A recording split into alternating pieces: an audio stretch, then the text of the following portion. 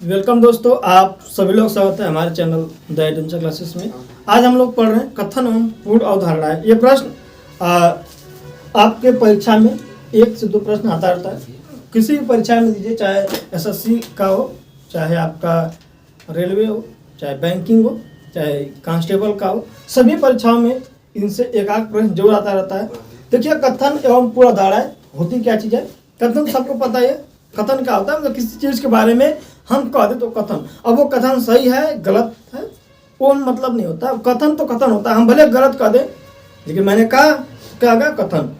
पूर्ण अवधारणाएं का मतलब हम उसमें क्या कर लें कि उस पर कुछ विचार अपने मन में सोच लें। क्या है, मैंने अनुमान लगा लेना। पूर्ण अवधारणा मतलब अनुमान लगाना। अनुमान कैसा होना चाहिए, कथन से संबंधित होना चाहिए।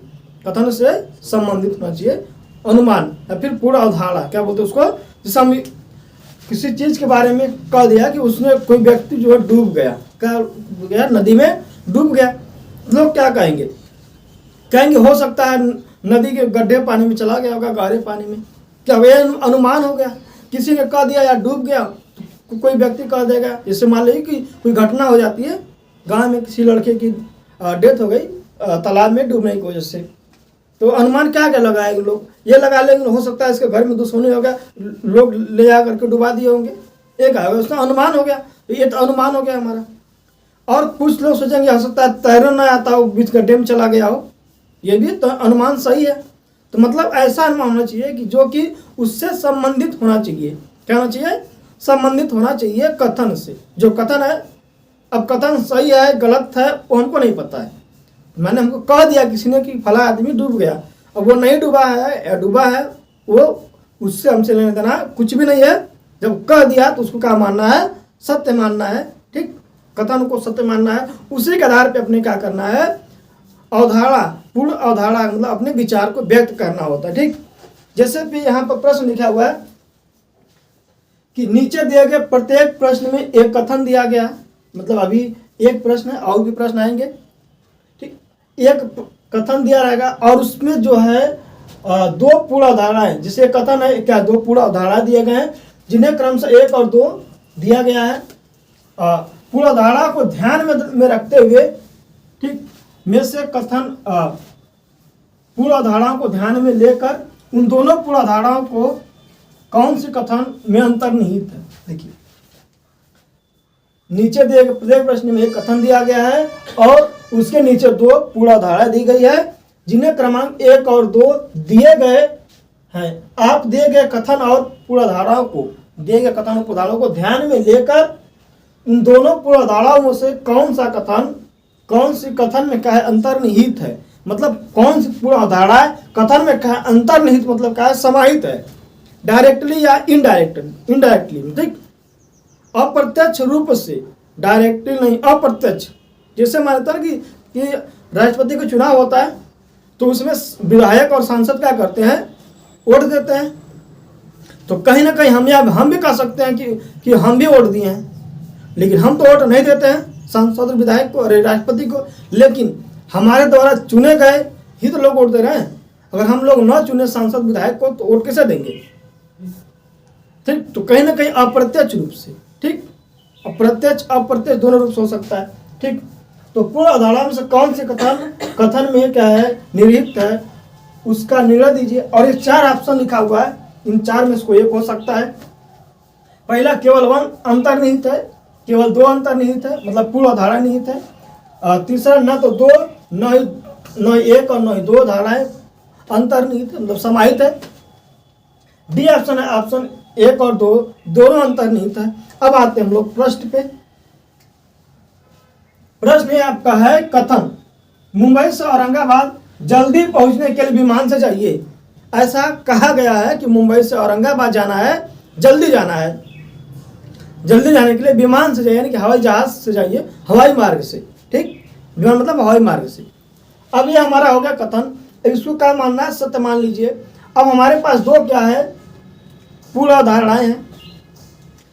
पूर्ण अवधारणा पहला है कि मुंबई से औरंगाबाद विमान सेवा से जुड़ा हुआ। अब देखिए सही है कि गलत है, और विचार बाद में कर लेंगे। अब दूसरा है कि औरंगाबाद से, मुंबई से औरंगाबाद जाने के लिए कोई और साधन नहीं है। अब देखिए पहले विचार करते भाई, देखिए अगर हम मुंबई से औरंगाबाद जा रहे हैं विमान से, तो सिंपल सी बात है कि विमान से जुड़ा होगा। भाई पता चले कि मुंबई चाहे औरंगाबाद में किसी एक जगह पे एयरपोर्ट है ही नहीं, तो भाई हवाई जहाज से कैसे जाएंगे? वैसा तो नहीं भाई ऊपर से फेंक देगा, गिर जाएंगे एयरपोर्ट पे, मतलब कि मुंबई में। ऐसा नहीं कि भाई चल मुंबई से एयरपोर्ट है, औरंगाबाद में एयरपोर्ट है ही नहीं, तो मुंबई से जाकर औरंगाबाद में नीचे आपको फेंक दिया हवाई जहाज से।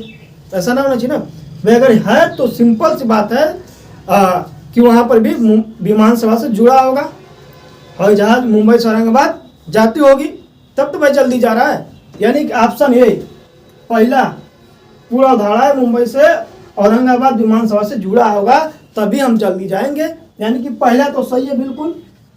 पहला क्या है? पूरा उधाड़ा इस कथन के अनुसार से अंतर्निहित है, मतलब क्या अंतर्निहित है, सही है। दूसरा कह रहा है मुंबई से औरंगाबाद जाने के लिए कोई और साधन नहीं है। भाई हम जल्दी जाने के लिए अब विमान से जा रहे हैं ना भाई, यानी कि और भी कोई साधन है। हो सकता है जहाज के अलावा ट्रेन चलती होगी, लोग पैदल जाते होंगे, ट्रेन से, बस से, गाड़ी से, टू व्हीलर, बहुत सारे साधन होंगे, लेकिन हमको जल्दी जाने के लिए विमान जाना है। यानी कि यह क्या है? अंतर्निहित है। उसमें क्या है? अंतर्निहित नहीं है, मतलब कि ये सही नहीं है। सही सिर्फ वन है। क्यों भाई? जुड़ा होगा तभी जाएंगे एयरपोर्ट से, मतलब कि विमान से जुड़ा होगा तभी हम लोग जाएंगे मुंबई से औरंगाबाद जल्दी। यह कह रहा है कि और कोई साधन है ही नहीं, ऐसा थोड़ी ना भाई है। सिर्फ जल्दी के लिए विमान जाना है ना, आराम से आता ट्रेन जाइए बैठ कर आराम से दिन, ठीक, जल्दी जाना तो आप ये विमान से आराम से जाना है तो भाई ट्रेन पकड़े जाते रहिए 12-14 घंटा में, ठीक। तो यानी कि ये क्या है? गलत है। तो ऑप्शन नंबर 1 हो जाएगा सही। केवल क्या है? 1 अंतर्निहित। क्या है इसमें? क्या जाएगा? केवल 1 अंतर्निहित हो जाएगा। अगला प्रश्न है, कथन दिया हो कि पूरे महीने बारिश नहीं होती है तो अधिकतर किसान संकट में पड़ जाएंगे। कथन ऐसा लिखा हुआ है कि पूरे महीने बारिश नहीं होती है तो अधिकतर किसान संकट में पड़ जाएंगे। अब यहाँ पर पूर्व अवधारणाएं क्या है? पूर्व अवधारणाएं पहला लिखा है समय से बारिश होना खेती का अनिवार्य है। दूसरा है कि समानता अधिकतर किसान बारिश पर निर्भर होते हैं। अब हम देखते हैं कि क्या उससे मिलता जुलता है। बिल्कुल अलग तो नहीं है, ये मिलना चाहिए, ठीक। पूर्ण या फिर आंशिक रूप से, या फिर यह कह लें कि उससे संबंधित होना चाहिए। ठीक है, अगर समय से बारिश नहीं होगी तो अधिकतर किसान क्या होते हैं? संकट में पड़ जाएंगे। तो पहला कह रहा है कि समय से बारिश होना खेती का अनिवार्य है। बिल्कुल सही है भाई, समय से अनिवार्य नहीं होता है। बारिश होना अगर अनिवार्य नहीं होता, ठीक, तो किसान संकट में क्यों पड़ता है? बारिश अनिवार्य है, नहीं हो रहा है, तब तो संकट में पड़ रहा है। यानी कि पहला बिल्कुल सही है, ठीक। अगर यहाँ पर संकट में पड़ने का मतलब यह है कि बारिश होना चाहिए थी, नहीं हुई तब संकट में पड़ा है ना। यानी कि समय से बारिश होना खेती के लिए क्या है? अनिवार्य है। ऑप्शन ए क्या है? मतलब कि पूरा धारा क्या है? अंतर्निहित हो गया। अब 2 की बात कर लेते हैं। दूसरा क्या है कि समानता अधिकतर किसान बारिश पर निर्भर होते हैं। बिल्कुल, अगर निर्भर नहीं रहेंगे तो बारिश हो चाहे ना, कोई मतलब नहीं है। अगर निर्भर नहीं रहेंगे तो बारिश नहीं भी होगी तो किसान जो है संकट में नहीं पड़ेंगे। यानी कि यह भी सही है। देखिए, समानता अधिकतर किसान बारिश पर निर्भर होते हैं। बारिश निर्भर है इसीलिए क्या है कि बारिश ना होने की वजह से अधिकतर किसान कार्य संकट में पड़ जा रहे हैं। यानी कि ऑप्शन 1 और 2 तो कौन सही होगा?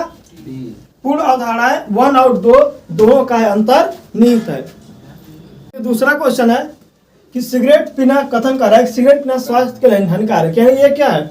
आपकी वैधानिक चेतावनी। देखिए, आप सिगरेट लीजिएगा पैकेट तो लिखा होता है कि सिगरेट पीना या फिर धूम्रपान क्या स्वास्थ्य के लिए हानिकारक है। ये क्या होती है? सीधे से लिखा था वैधानिक चेतावनी। क्या लिखा था? वैधानिक चेतावनी। अगर ऐसे प्रश्न में चेतावनी को, अगर पुधाड़ा को ऐसा हो कि चेतावनी क्या कर रहा है? काट रहा हो, तो अभी ऐसा नहीं हो, संभव नहीं, ठीक। तो वैधानिक चेतावनी क्या होता है? हमेशा सत्य होता है, इसीलिए कहा होगा। देखिए, सिगरेट नहीं पीने से स्वास्थ्य वृद्धि होती है। ऊपर किसी भी वाक्य में वृद्धि के बारे में चर्चा नहीं हुई है, सिर्फ बात चर्चा हानिकारक के बारे में हुई है। तो जो घटना नहीं हुई है उसके बारे में हम लोग अनुमान कैसे लगा सकते हैं? जो घटना हुआ ही नहीं है। तो ये कहा गया बिल्कुल गलत। भाई ऐसा थोड़ा कि आप सिगरेट नहीं पिएगा तो बढ़ जाइएगा, पीजिएगा तो नुकसान होगा, नहीं पिएगा तो वृद्धि फिर होगी, कुछ नहीं होने वाला है। आप सेम टू सेम पढ़ा रहिएगा तो क्या होगा? गलत नहीं है भाई। दूसरा, वास्तव में इस चेतावनी की कोई जरूरत नहीं है। देखिए, अगर वैधानिक चेतावनी दे दिया गया तो उसको गलत नहीं कर सकते। वैधानिक चेतावनी हो गया, संविधान की कुछ चीज़ें हो गई, या फिर सरकार ने कुछ आपको नियम का पालन करने को कह दिया तो उसको गलत नहीं कर सकते। तो इसलिए दोनों गलत हो गया, क्योंकि वास्तव में चेतावनी जो होता है नहीं, ये क्या है, गलत है। क्योंकि चेतावनी, संविधान का पालन करना, सरकार ने कोई चीज़ को आपको उपदेश दिया है उसको सही मानना हमेशा, इसलिए दोनों का आगे गलत हो गया। ऑप्शन हो जाएगा सी ऑप्शन, न तो 1 सही है न तो 2 पूर्वधारणा, अंतर नहीं था। Option number C right answer हो जाएगा। देखिए अगला प्रश्न है, कर कथन सूर्य प्रकाश का स्रोत है, ऐसा कहा गया। सूर्य क्या प्रकाश का स्रोत है, और पूर्वधारणा कह रहा है पहला कि चंद्रमा प्रकाश का स्रोत नहीं है। दूसरा कहा जा रहा है प्रकाश का केवल एक स्रोत। देखिए अब हम सूर्य की कहा गया कथन, सूर्य एक प्रकाश का स्रोत है, ठीक मान लेते हैं।